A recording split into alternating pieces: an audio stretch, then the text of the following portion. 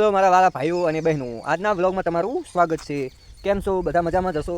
હું તમને આજે બતાવવા જઈ રહ્યો છું કે મારા ખેતરમાં અમે રીંગણ અને ટામેટાની ખેતી કરી છે.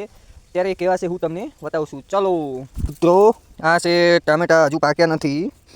પાકે એટલે તમે કોમેન્ટ કરજો મને, તો હું તમારા ઘરે મોકલાવી દઈશ. જોઈ શકો છો તમે. આ ટામેટા છે, આ કોબીજ છે, આ રીંગણ છે. રીંગણ હજુ આવ્યા નથી, થોડા થોડાક જ આવ્યા છે. આજે જોઈ શકો છો. જોઈ લો, આ છે રીંગણ, ટામેટા, કોબીજ, ફુલાવર. જોઈ શકો છો કેવા છે ટોમેટા. ગાઈઝ, લાગુ છું ને વિરાટ કોહલીનો નાનો ભાઈ. ચલો ગાઈઝ, હવે જઈશું આપણે થરા. થોડી શોપિંગ અને થોડો સામાન લાવો છે, તો મળીએ થરામાં. ચલો ગાઈઝ, હું આવી ગયો છું થરાની અંદર. થરાની અંદર તોતાના કરનાળાની સામે કુલદેવી મોબાઈલ આવેલી છે, જે મારા ભાઈબંધ નરેશ ઠાકોર અને અજય ઠાકોરની છે. ત્યાં તમને મોબાઈલને લગતી તમામ વસ્તુ કરી આપવામાં આવશે.